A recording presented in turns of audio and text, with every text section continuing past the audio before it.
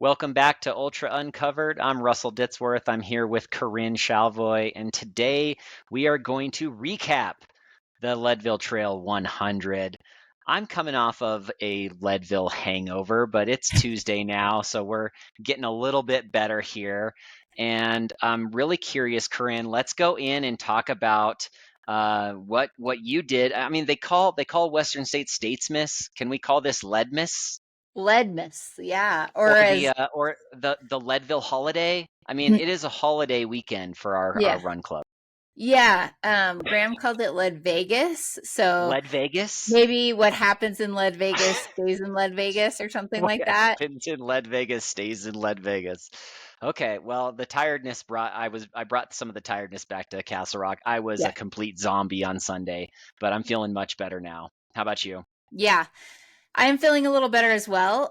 Yes, Sunday was rough and driving home, I was like, I need to take some caffeine right now or else I might fall asleep at the wheel. And I have very, very rarely been in that kind of scenario. It was a little scary and I didn't even run. Neither of us ran, but we did a lot. We were up for a very long time because I feel like we were kind of following the front of the race and also a number of our friends. And so I personally, I actually did not go to the start of the race.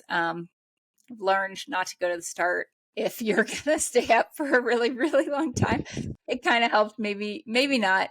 So I did not go to the start, but I went straight to Outward Bound on Saturday morning. It was Yep. Saturday, right? Don't It even was remember. Saturday, and the leader came through before 7 a.m. Correct. I was planning to get there around 7 a.m. And then when I got there, David had already gone through, and I was like, crap. So yes, I was following both David Roach and Ryan Montgomery for the feed, doing some video content of them. We had the great Peter Maximo doing photos for us. And I was supposed to capture some video content at the key aid stations and maybe do a little follow cam, which was really fun, especially through Twin Lakes. So Ryan Montgomery is one of our high performance team athletes. David Roach, we are title sponsor of their Somewhere Called Play podcast. So we were very excited to follow both of their days. And then I also wanted to stay around as much as I could to see our friends from Castle Rock Run Club who were racing. There were 4 of them in our core group and like 6 if you include the affiliates of the club and people we were helping out. So just hung out with our crew, went from Outward Bound to Twin Lakes to staying at Twin Lakes, with a quick trip back to Outward Bound to try to catch David, in which I missed him again, but we'll go into that. And then actually just to the finish, but then back to May Queen after seeing the top 3 finishers, went back to May Queen to see our friends coming through. Missed the Back women's to Outward Bound, right? Not May Queen. Or Outward did you go Bound to May Queen? first and then Yeah, May Queen. and then May Yes. Queen. Yep. Yes. Back to Outward Bound and then May Queen. And then in that somewhere after about 20 or 22 hours, I got like 2 hours of sleep, then got back up and then was up until about like 8 watching Now, our, now we're on Sunday morning now we're on on Sunday morning. basically zero sleep. Yes, Yes. exactly. It was very tiring, but very, very fun. And actually, I kind of felt like the day flew by. Yeah, So it really it did. it was, I don't know, it was so cool to be there in person and just see it all unfold. And also just to see our group of close friends do what they did and get through what they did was always inspirational and yeah, very fulfilling to be with the whole community. Then I went to the award ceremony on Sunday at noon to do some more filming, and I got to talk to a lot of the top finishers there, got to hang out with people that we had previewed, get to know them a little bit more and just talk with them as they were kind of coming back to life because they'd gotten some sleep, and then drove back home. It's So awesome. yeah, I what I were did you doing? very similar. I skipped the start and met the crew out at Outward Bound.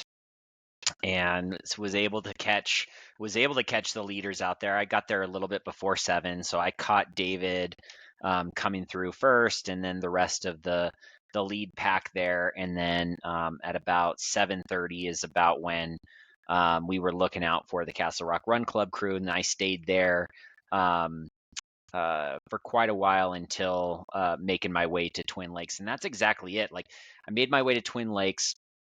We saw most of the runners come through, and then there is a little bit of waiting there, but it's so high energy, and there's things that are happening continually. I went lactic, basically chasing David Roach for a quarter mile up the road to his secondary crew location in town. And thank God I held on. I was huffing and puffing, though, for sure. He was probably running low sixes through the town as we were doing that. Um, and then, I was pacing Todd Dill from Twin Lakes to Outward Bound. And so once that started, the day really moved very, very quickly. It was like I was pacing, I was to Outward Bound. That pacing section was really great, and we were able to really turn around part of Todd's day, which was really cool to see. I had never paced that full section, but obviously run it the previous year in my finish. And we got to do half of it in daylight and about half of it in the dark. Some really cool spots on course through Half Pipe and Pipeline, where there were some folks out there like dancing around in these like skirts that were like lit up, and they made like a little archway for all the runners to go through, and just very cool stuff.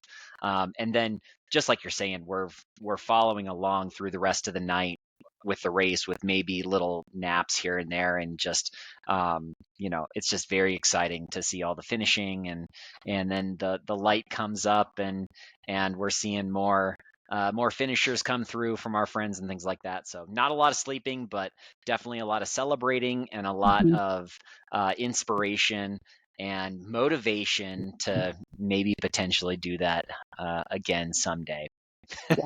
Yeah, maybe someday. Exactly. But I also had these moments of, which I think you did too, of like, it's really fun to be out here in this capacity and not racing this year.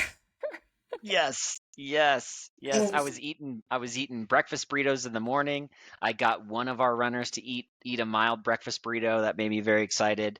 Um, and yes, just like leaning into the excitement of the day, knowing that like, yeah, I had a commitment, but and making myself prepared for that. But at the same time, like I was really leaning into um, the front of the race and seeing what was happening there, and seeing those things happen live was really fun. And just seeing all the crews at Twin Lakes preparing for their runners, and talking to different folks, and just really just enjoying it. Felt like it went by really fast, and it was very fun. And Twin Lakes is so beautiful. The background when Yeah. you're there is just like you could sit down, relax, look out at the mountains, and just know that you're hanging out with your friends, supporting people that are doing something very hard in a very beautiful place. Yeah, totally. So on this recap, we're going to do a few things. We're going to talk about just the historic performances that happened. There was more than one, really. And we're going to go into a little bit of an update about some of the folks that we previewed, kind of how their days ended up going, just come full circle with what their Leadville experiences were like. We're going to just go in a little bit to touching on kind of David's Strava data and just thoughts about that, as well as an article he wrote for the feed on their Strava club.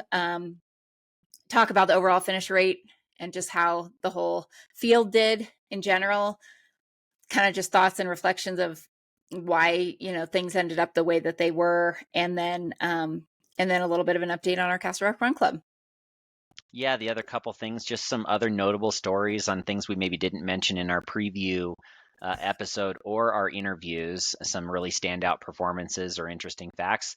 And then, I think we can mention some of the notable drops as well that are out there. So let's dive into kind of the most exciting piece of the day from the front of the field, and that is absolutely historic performances by David Roach. and Mary Denholm, I'm going to say that was Mhm. also a historic performance and Yeah. a breakout performance. Two folks who on the day were entering into their first 100-mile race, and they both crushed it. I mean, yeah, beyond crushed it. I think starting with Mary, she ran the second fastest time ever on the course. She went for it. 18:23 versus the fastest time on course for Mantrace in 18:06. Yes. So 1806 still stands. I don't know exactly if what that course looked like or if it was at all different. I mean, I know that some people say this course is a bit longer than even the Matt Carpenter course. But either way, yeah, both of them, their first hundreds, both of them kind of throwing caution to the wind and going for it from the very beginning, basically. Mary just, I think from our interview, we knew she was coming into it with a lot of confidence. I think she was very confident in her fitness, and I'm sure that played a huge factor in it. She also told me afterwards, after the award ceremony, that she had really dialed like her hydration and sodium. She needs a lot of hydration. She needs a lot of sodium. She's like a 1,200 milligram an hour or a liter sweater. Wow. So I think she had figured some things out about her own personal physiology that just gave her the confidence to be able to go for it and run those, paces. She was paced by both Courtney Barnes and Lindsay McDonald, who are, Lindsay has been third at High Lonesome. Courtney's super fast. They're both, students of the sport, and I think on board, we're very much on board with like this is the strategy, this is the plan, and we're going to help you get there. And yeah, I love that whole group of women being together to make that a reality. And she just executed. She just seemed very calm, very dialed all day. Every time we saw her, real calculated, just like she was just, this is what I'm doing, and this is how it's going to be, and I'm going to hit these faces, and she did it. And it was, Well, and she gave a ton of credit to her coach, Matt yeah, Daniels, and she mentioned that in our interview as well, is that was a really good fit for her to be able to like maintain that speed and maintain just that ability to run quickly. I would say that she's probably in the shape to compete well at much shorter distances, and this is a common theme among the top winners here. David Roach basically mentioned the exact same thing. yeah. And, we'll get to him in a bit, but just one last note on Mary. She had the confidence to go out at that level. At one point and at the finish, she was 3 hours ahead of second place. And so the win was there, and she continued to push and to kind of get her best performance on the day, and I really respect that. And I think early on, or maybe even until potentially Twin Lakes inbound, she was also ahead of course record pace. Right. And Yep. maybe just, a little bit of faltering kind of, I think anyone who's run 100 miles knows that like mile 60 to 80 is like no man's land. It's like the hardest part of the race. It's like the third lap of the mile. There's nowhere, you can't see the finish. You still have a Nowhere to long way to hide. go. Nowhere to hide. It's tough. And so I don't know if there was a little bit, that's when she kind of gave up some time against that record, but I do think she had it in mind. And I think that, for a while there, she was running under it, which is incredibly impressive. Well, one last congratulations to the queen of Leadville this year, the winner of the Leadville Trail Marathon, Yeah. the Silver Rush 50, and the Leadville Trail 100. I mean, she is a royalty in Leadville for 2024.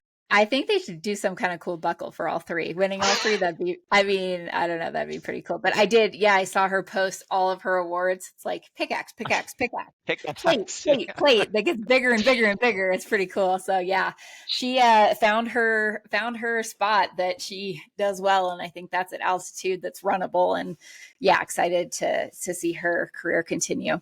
I have a feeling we'll see her at some other races coming up. I mean, Oh yeah, this maybe is just the start of a breakout ultra career. totally agree. All All right, right, David David Roach. Roach. Well, Sheesh. I don't even know what to say to start out here, so I'll just go with the facts. David ran 15:26:34 for a course record, beating the 2005 Matt Carpenter time of 15:42:59.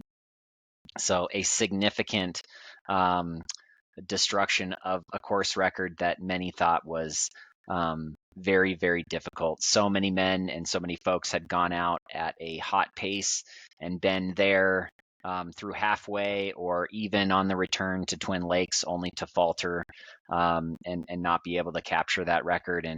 And David was able to maintain it all the way through. He was I think maybe 20 or 25 minutes ahead of that split at Winfield, Mhm. 7:09 versus maybe like Seven 7:34, 7:35. 7:35 or yeah, Yeah. yeah, it was like 7:09. He got to Winfield halfway, 50 miles, 7 hours and 9 minutes, which I think a couple of things to put in, like just to add on to what you're saying here, Russ, like things to put into perspective. We're following the tracker all day. He comes into Twin Lakes the first time, which is 38 miles, and it says his average pace so far for the race is 7:35. Yeah. 38 miles in. Yep. At 10,000 feet. Then he goes over Hope Pass twice, comes back, and his overall average pace has only dropped to 8:30. 8:30 a mile for average pace at 62 miles in. I mean, he ran a 6:17 first mile. Yep. Which he said was, well within It's his fine. wheelhouse to be able to do. And we see that happen. UTMB, Katie Scheid goes out and runs a 19-minute 5K for the first 5K of the race. But, this is also someone who, like, I'm going to talk a little bit about this article he wrote, but he, for the entirety of the race, ran a 9:16 pace for Yep. 100 Yep. miles at altitude. And I'm going to steal this from him. He said, I on purpose did not respect the distance. He disrespected the distance Yes, that's exactly on what he wrote purpose. in And that's part of him shooting his shot there. Yeah. You And can't go for the course record and respect the distance. So no, you can't respect it. He's like, no, I'm not going to respect the distance. I got to go for it. And he rode that line, and he, I think, took the lead at mile 5, maybe, had been running a bit with JP Giblin also in the lead, but not 100% himself by himself in the lead, but essentially ran the entire race by himself. Yep. And kept it very simple. I mean, he's not a vest guy. He's gonna keep it pretty simple. And obviously when you're running those paces, also your time between aid stations decreases. So that all helps be able to keep it simple. And had a single pacer on the way back. So shout out Teddy Bross running 38 miles at course record pace with him. Teddy Bross running his own ultra, maybe sacrificing some of his own ability to do other things by running hard for 38 miles there with him, and just selflessly, being there for David. And another thing I heard is that there's not a lot of conversation that was going on. They were focused on the task at hand, and sometimes that can be the most fun because you're going after it. Yeah. Were there any moments that like stood out to you? I mean, I ran through Twin Lakes with him. The Castle Rock Run Club got to be a little part of history here because we were able to crew him very quickly for about 10 seconds on his way in. We did a really, Megan asked if we would do a really quick cool down of him before he ran through Twin Lakes and then actually crewed. So, so we were able to just kind of cover him with water. Just for a visual, the Castle Rock Run Club aid station area is right when you arrive as you are coming back into Twin Lakes on the National Forest side, so on the south side of Highway 82. And it's probably a half a mile if you start from there and go all the way around to the timing mats before you hit the steep hill leaving Twin Lakes. And their aid station area that they had was towards the aid station. So it was probably 600 meters or something like that between those. So Megan wanted to do a cooling right away, right when he got in, and then they were going to run over and exchange out the bottles and get the new gels and just one last little check. And that gave them Mhm. time to kind of be like, okay, what else is he going to need?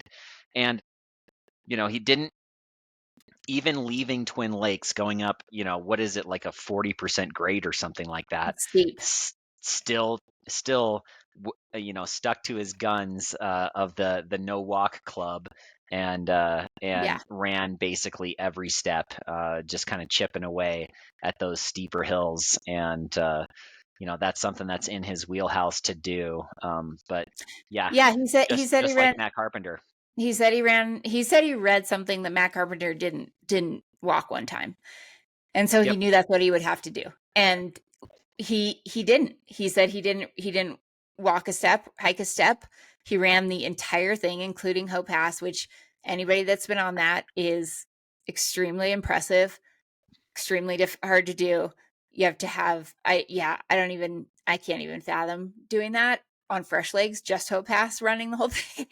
And so he's doing it in the middle of the race. And yeah, I think that his mindset, and I haven't finished listening to their podcast, so I don't know if he talks about this too much, and you can tell me, but something about his mindset, he was very, very focused. Like, He was very focused, and one of the comments that he made was that Claire Gallagher gave him some advice to, save that energy that you have for yourself. So if it's, Mhm.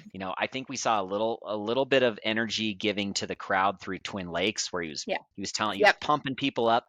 But other than that, I think he was saving some of that for himself. And it's some advice that I've given to pacers as well. It's like, as we're going through and we see people, you are the one that gets to say, hey, good job or whatever. I'm saving that. I'm not expending extra energy Yeah. to give to that. The pacers can do that, and I think Teddy probably did a lot of that as well. Yeah. I think it's a great piece of advice. It's understated, and you need every last percentage of your energy to go at that effort all the way to the finish. And um, yeah, and to ride that edge, as he yeah, talks about, kind of writing that. What else is interesting about kind of David's? I mean, first of all, I think that we just need to state that this is an unreal performance. Like this, I don't know what it's going to end up as ranking wise, like on the performance index. But he didn't just break it by a couple minutes. He broke it by a significant amount. And I do think that it'll like lead to others, believing they can and therefore going for it. But I'm just going to come out and say, I don't think that somebody next year is going to run faster than that. Like, I think this is going to be like 3, 4, 5 years from now that somebody gets close to that time. if it motivates the top athletes in our sport to come and run Leadville, if Jim Walmsley comes and runs Leadville, I'm going to think that he's going to probably break the course record also. But I don't think. I'm going to argue it. I'm going to argue Yeah. that because here's the thing. I don't know how good Jim Walmsley does at altitude. He was not born at altitude. He doesn't run high altitude races. And that is a factor that is a bit unknown with him. I think Pikes Peak Marathon, he might be able to do that shorter distance, 100 miles at altitude. I think it could have some effect on him that is one of David's talents, is that he Yes, does not for seem sure. to be affected by the altitude. Okay. Well, Zach Miller's probably doing Hard Rock next year, so maybe not Leadville, but maybe if it's Zach Miller or something like that.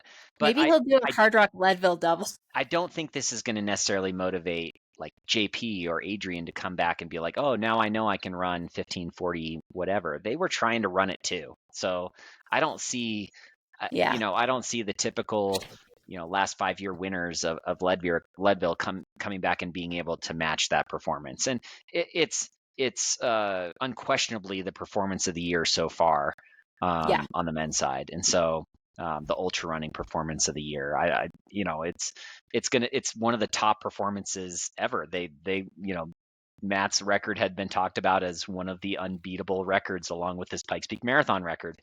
And the Ascent too. The Ascent may be a little bit more vulnerable, and what do you know? The Ascent record and the Leadville record go down, within a year. Mm-hmm. Yep. Yeah, he was wearing the Adidas Agravic Speeds. Yeah, Agravic Speed Ultra. Agravic Speed Ultras. So maybe just touching a little bit upon his article he wrote for us for the feed, which was amazing. And I said to him, you obviously have zero brain fog because you're like writing things like you're still writing like a brilliant essay and it's 2 days after the race. But it was pretty cool because he did mention that whole thing about disrespecting the distance. That's what I knew I had to do. He mentions that he had 15:27. He told me this too. He had 15:27 written down on his spreadsheet. Yep. And he ran 15:26. So this was the plan basically, all along.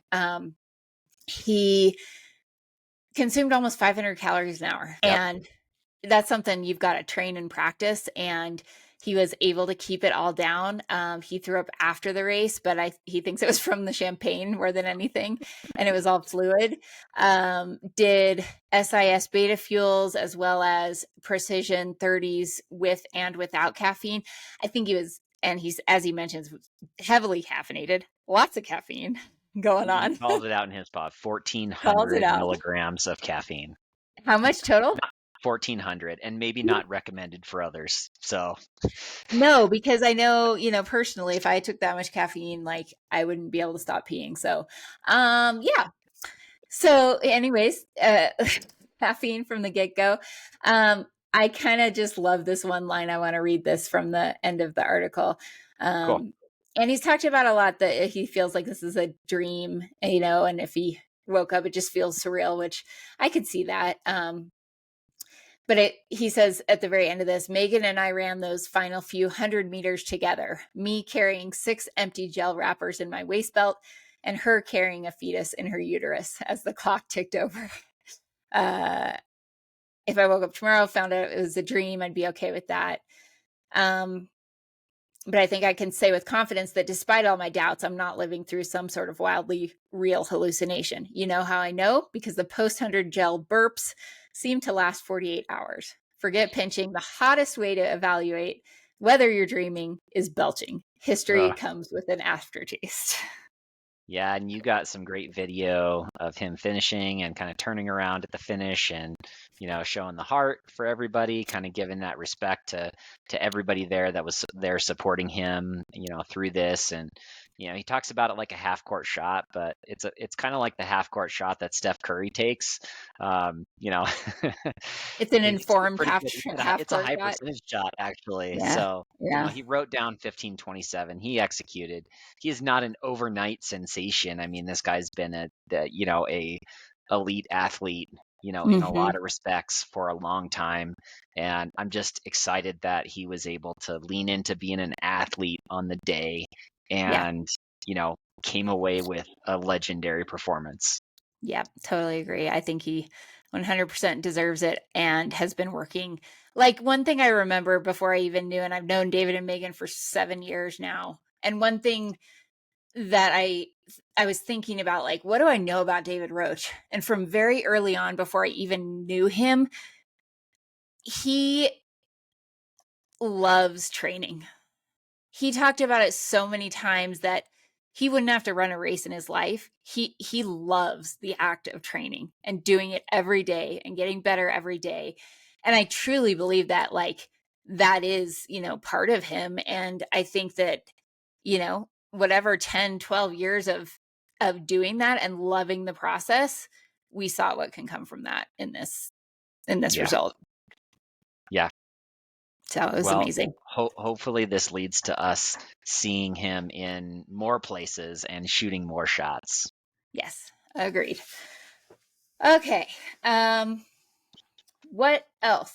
There were some other really big performances. Yeah, I mean, there were historic performances, especially on the men's side, all the way throughout. So Obviously, David with the fastest time ever, but Adrian McDonald bettered his own personal record on the course, and he is a two-time winner of the race. So he bettered his own time on the course and still finished exactly 30 minutes behind David, 15:56, for the fourth fastest time ever on the course. And then, do you want to talk about Ryan? Yeah, I do. But on Adrian, it's like, God, those are so hard because it's like you have this amazing performance. It's Yeah, like Jared Hazen at Western States when Walmsley won and broke the record. It's like the bridesmaids sometimes, and you're like, look at what I just did. And any other year, it would win by a lot, and it gets overshadowed, and it's just kind of hard to see. And Adrian moved up throughout the day. He wasn't always right in second. I mean, correct.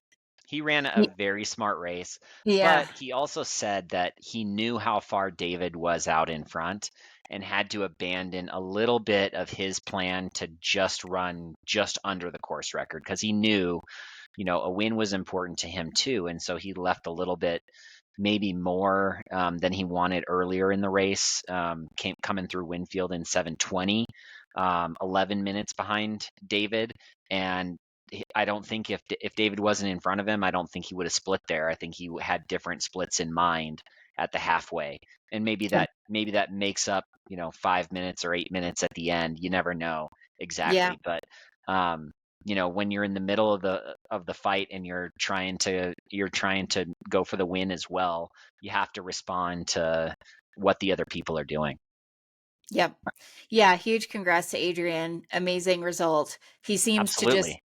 I mean, Leadville suits him. It's a race where he just performs really, really well, and so it will be interesting to see if he comes back. But yeah, the top three men in particular, we're going to go, into a few others beyond that. But the top three overall, Ryan Montgomery, participating in the non-binary division, runs a 16:09, which, yes, we've seen a few different things that say top 5, top 7, maybe 7th. He noted it as the 7th fastest time in Fastest history. time ever. Yep. So if you think about this year, the first, 4th, and 7th fastest times in the history of the race were all run. 16:09 for Ryan's Leadville debut, I think, is outstanding, especially considering the fact that he was not feeling great early on. He talked about, kind of legs weren't there, feeling a little bit heavy, a little bit of headachy. He did just go back to New Hampshire and was at sea level for a number of days before coming out again. But if there's one thing I've learned about Ryan Montgomery, as I've seen him in many races, it's that he's an expert at just giving it time. He's an expert at just telling himself that it will come around and he will feel better at some point and just powering through those moments. And he ran the entire last 50K super fast. Like, Yeah. he is a fatigue resistance monster. And it's like, I think, Ryan said he wanted to run, 15 or 16 hours. It's just, it needs to be acknowledged that 16:09 on this course is very, very, very fast. It's an elite time. It is a winning time many, many years. Yeah.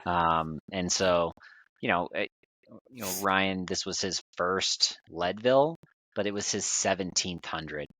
So It cracked me up. He was getting interviewed at the finish line, and the finish line person, it was really cool. He got to break the tape as the first non-binary athlete. cool. So that was special. And then they do a quick interview, and I gotta say, he was the most lucid and with it of all Composed. three. Yeah. He's just kind of like that. He's very professional. And they say, "So is this your first 100?" He just says, No. Actually, I think it's about my 17th, but it's my first Leadville," which, such a Yeah. great PC answer.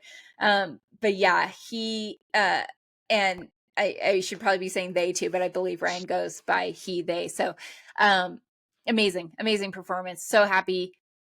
I think Ryan was very proud of of, himself for this performance, and really, I hope just realizes kind of how incredible it was. It was great. Yeah, he absolutely should be.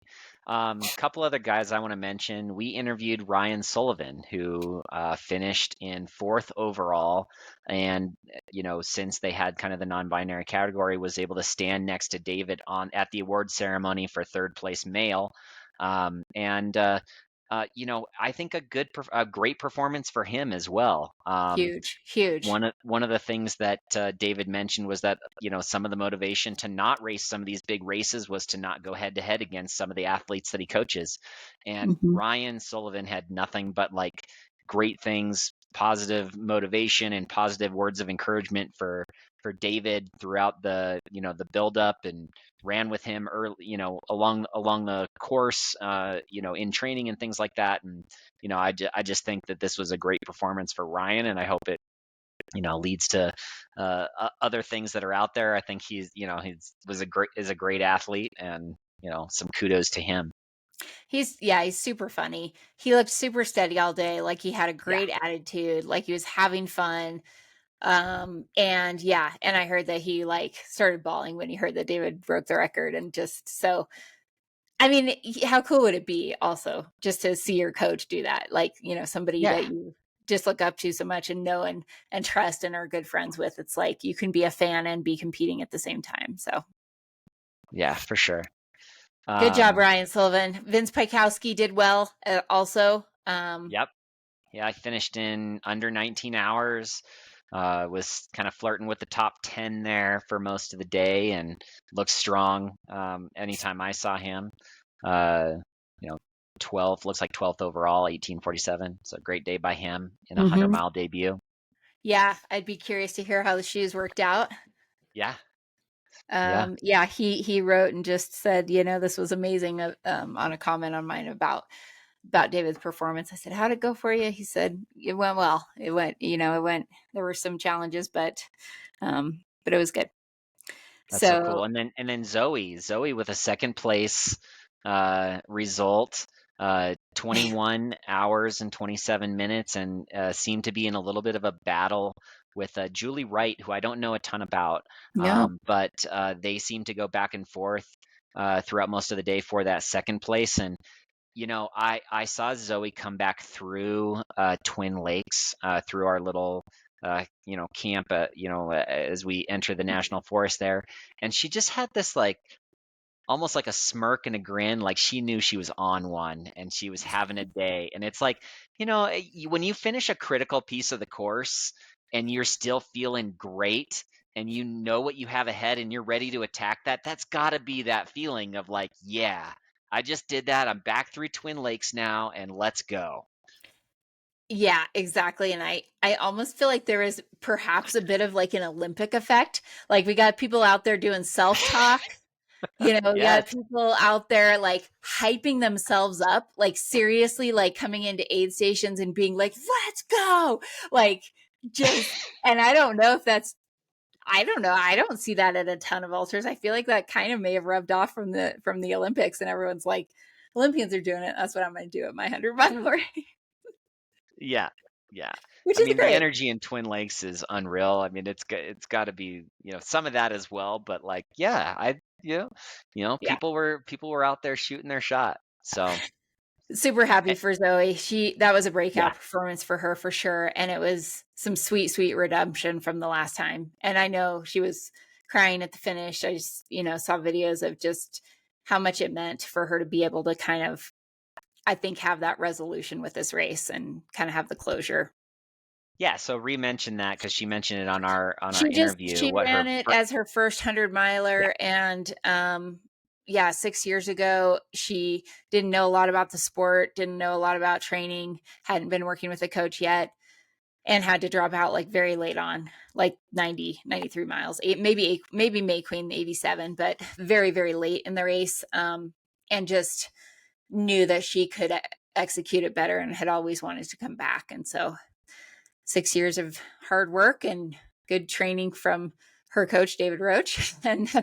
And she came back and got it done in a very, very solid time.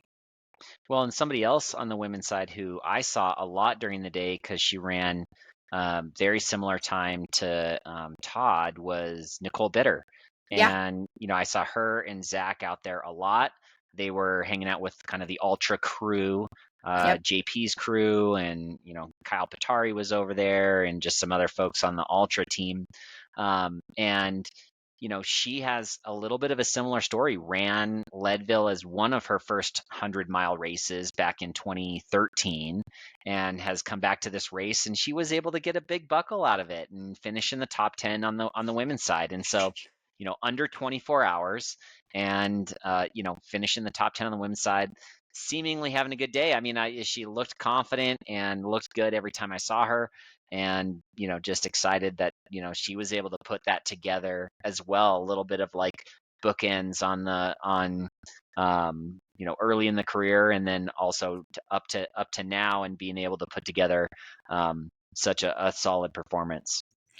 Yeah, and she and Zach, I actually talked to them a bit at the award ceremony too, and they were just super appreciative. Like Nicole was like, "Thank you so much for doing the interviews. Thank you so much for all the, for like highlighting me." And she was like, she's just like the sweetest person, and I do think she Oh, was happy with her day. So good. good job, Nicole. Loved it. Yeah, Loved to see it. absolutely. All right, I got a couple other standout performances that I wanted to mention Okay. that we either didn't interview or we didn't identify in our preview podcast. And the first one that I want to mention is Corey Kallenbach. So the guy is like a perennial Leadville racer and always in the top 10. I have no idea why I didn't like mention his name in the preview podcast, but this year he was doing the Lead Challenge, and he posted that he was able to break the Lead Challenge record cumulative time by 85 minutes, an hour and a half. And a lot of people have done the Lead Challenge. And so for him to be able to do that and come out on top for the Lead Challenge, That's pretty cool. a very big achievement. And Yeah. it was cool to see the picture of all of the Lead Challenge finishers, because if you finish the Lead Challenge, just finish it, you do get a pickaxe and your time up on stage. And it was cool to see that group of folks. But special shout out to Corey, who is clearly a special athlete in the high altitude of Leadville.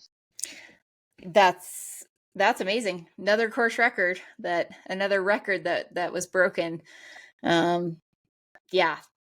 Way to go, Corey. Awesome stuff. Is there any more? One other one that I wanted to shout out was who I did mention in our preview podcast, Pat Cade, who I later found out is the local high school cross country coach. And while he Yeah. did not improve his time by an additional 2 hours, he still ran very solidly. Ran in the top 20, finished in 20:47, and went across the line with a bunch of his team.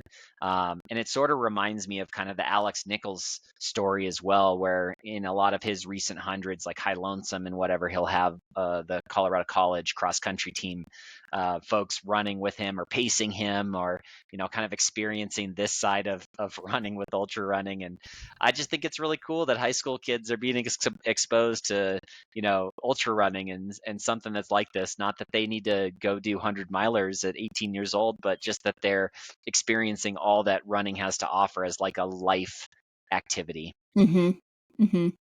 So shout out to Pat Cade. Good job. Good job. Yeah, totally. Good job, Pat. I would mention real quick too that I saw Mikey Mitchell out there.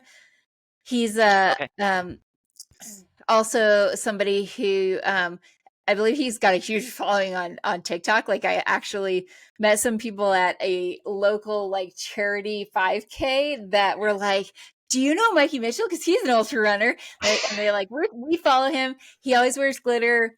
Yep. He Is he pays. sponsored by On? He He's is always been sponsored. On. He is. I think he's sponsored by On. If Okay. not, he always wears them. But I think he is sponsored by On.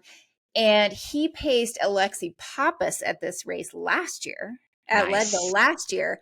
And so this year, I think he came back to run it for himself, and it looked like he had a pretty good day. I didn't dig deep into how he felt about the result, but yeah, it was cool to see him I out there saw too. He him and always was brings the rooting vibe. for him at Never Summer. He ran, I think he ran both races at Never Summer as a training for Oh, Leadville. wow. The 60K and the 100K? Dang, that's a Yes, I solid think training. so. Forget Um, 4-pass loop and then Hope Pass. That's Child's so, play. yeah. Let's go out to Never Summer and just destroy ourselves Wow. in the mountains. That's Um, awesome.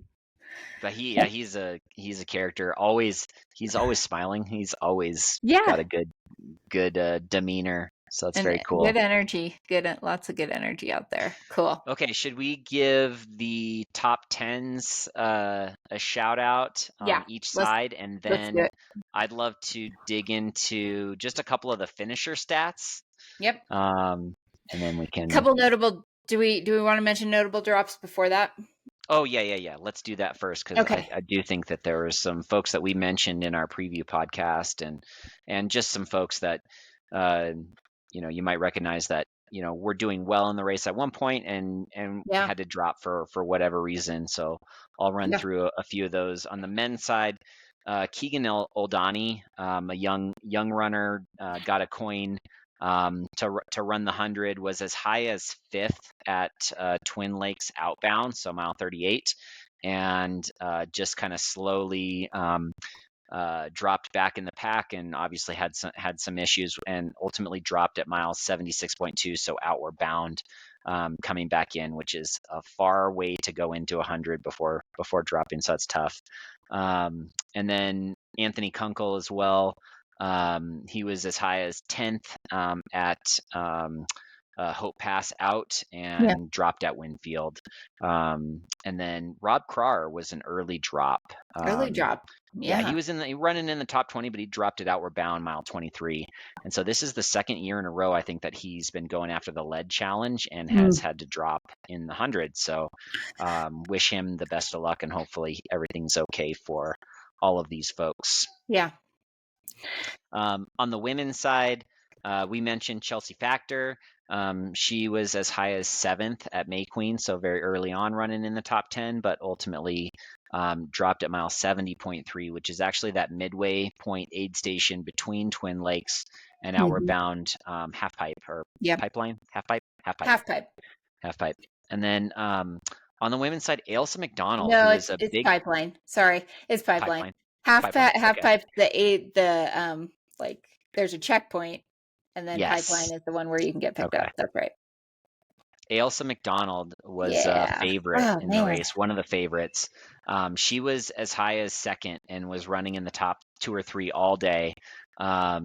Was as high as second at Hope Pass inbound, mile 56, and she's noted as a drop at mile 56, but obviously made her way down to Twin Lakes and just didn't cross the timing mat down there and drop down there. So hope everything's okay with her. And then Caitlin McDonald, who was very excited early on, was running in the McDaniel.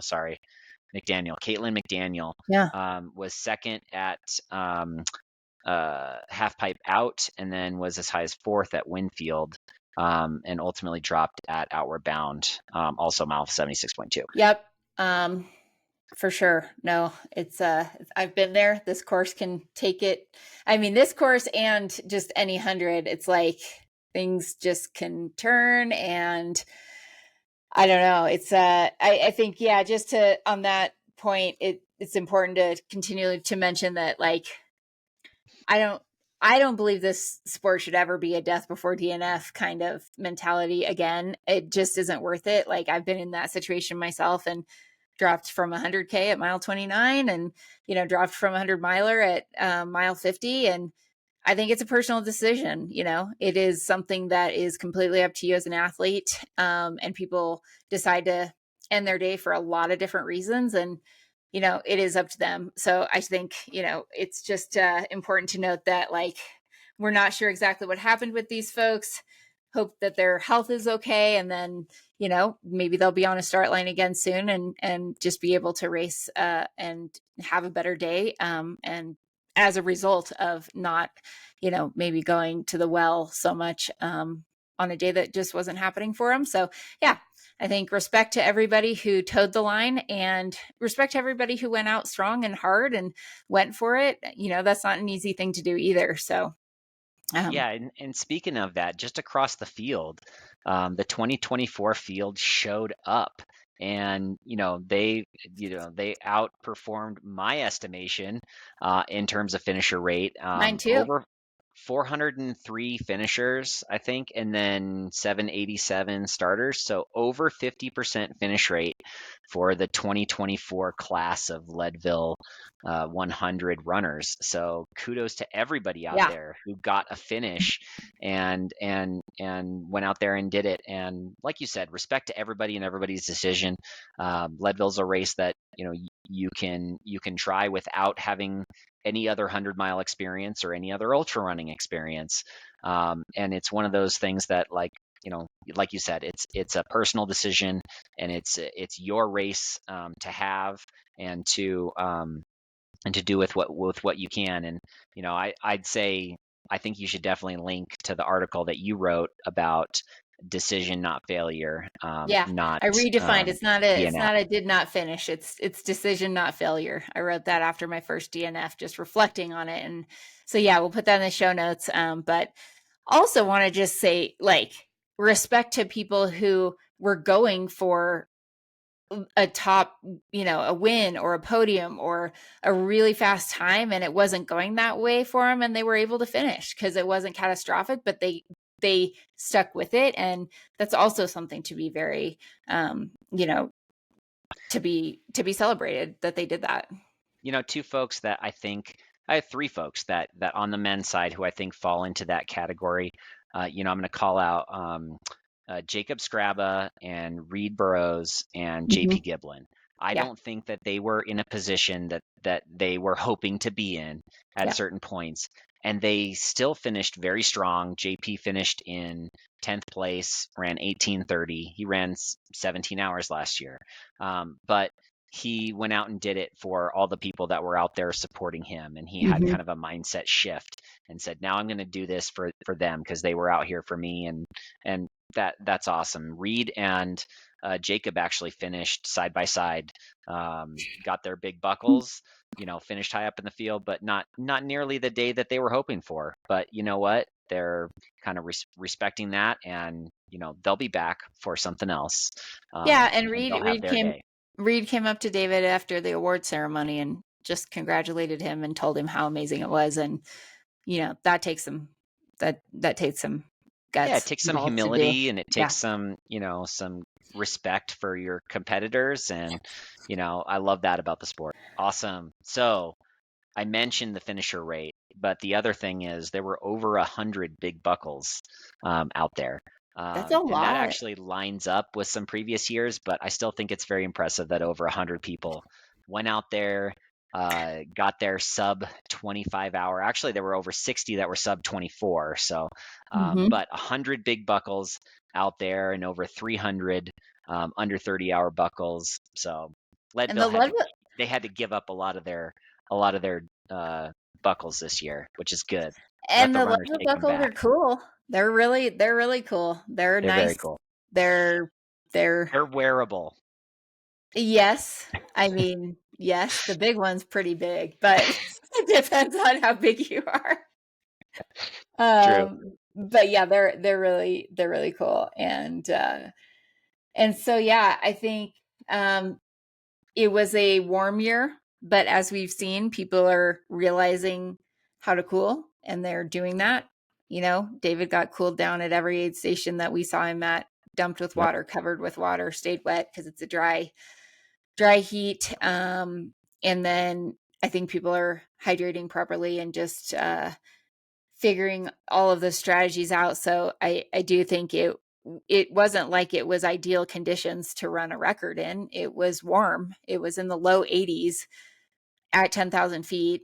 There was a bit of cloud cover sometimes during the day, which I'm sure helped, but it was good conditions. I mean, no rainstorms or anything like that that sometimes happen. So I'd say it was like a moderate conditions year. Yeah. And just in general, the heat and the altitude can be kind of a deadly combination for people. It Yeah. really wreaks havoc on people's stomachs at high efforts. Heat and altitude. Heat plus altitude plus effort Hmm. sometimes can equal dangerous effects. We have been witness to that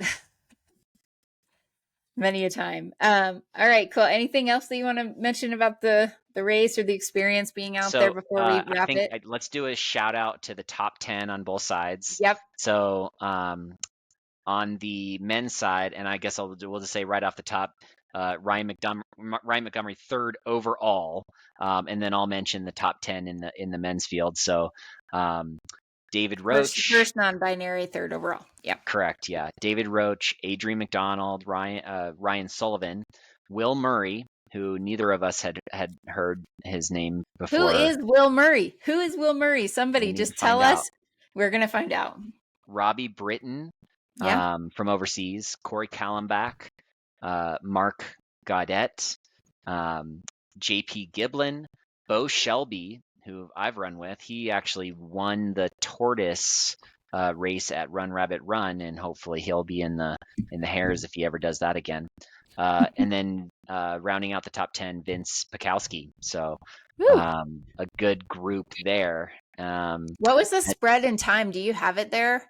I do. From 15:26, obviously, and then Vince Pikowski ran 18:47.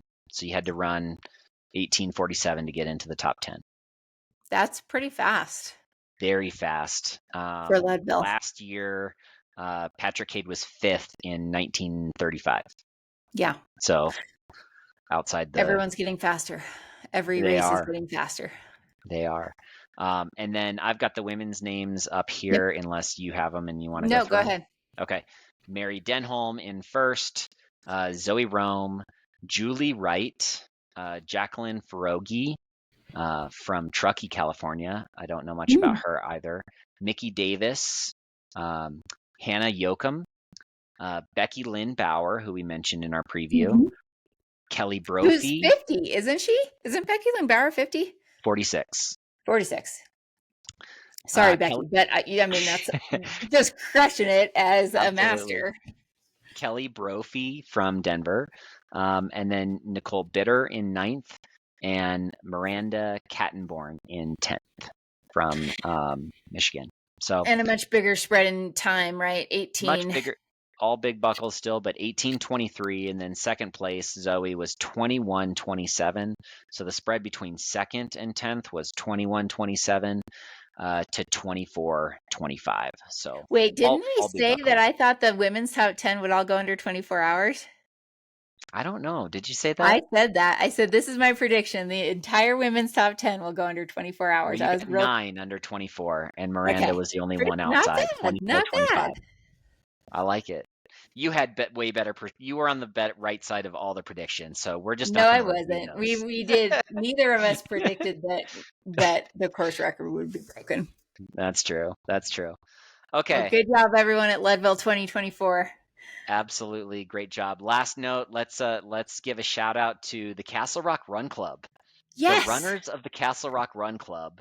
5 out of 5, and if you extend it to folks that Castle Rock Run Club members were supporting, I think I'm going to give us 7 out of 7. 7 out of 7. 100% finisher rate at 100% finisher rate. So, if you need a finish at Leadville, Castle Rock Run Club is the support crew that you're looking for. If you need a group to train with for Leadville, just come down to Castle Rock. Yeah, that's awesome. Way to go. That included Todd Dill, who ran sub 24, even though he had a lot of challenges throughout the day. And then we also had Brad Davis, Hagen McHenry, and Dave Leung. I believe Dave Leung has the third fastest time at the Leadville 100 amongst the Castle Rock Run Club. I think you're right. He ran 25 something, 26. He ran 26:30. Yeah. About. And just crushed the last part of the course. And was running so fast and so solid for the last part of the course. So so happy out there. His wife paced him for a number of miles, and just he had his whole family, and he wanted, if you listen to our super pod, he had longed for the day that he could be the one running the race as opposed to supporting, and so he soaked it all in and absolutely had a fantastic experience. It was really cool to see. Okay, well, in honor of David and Megan Roach, I'll let you close out the podcast here. Okay, so a huge congratulations to David. I hope this is celebrated for a very long time, and I hope that David gets all the love and respect he deserves as one of the absolute best runners in our sport. But yeah, he was wearing his swap gear out there. Megan launched a initiative today that I know she's been working on for a long time, called the Huzzah Hub, to support continued research for female athletes and provide scholarships and a number of other things. So yeah, so we just want to say a big huzzah and congratulations to both of them on everything going on. And we're just so happy for them. Huzzah!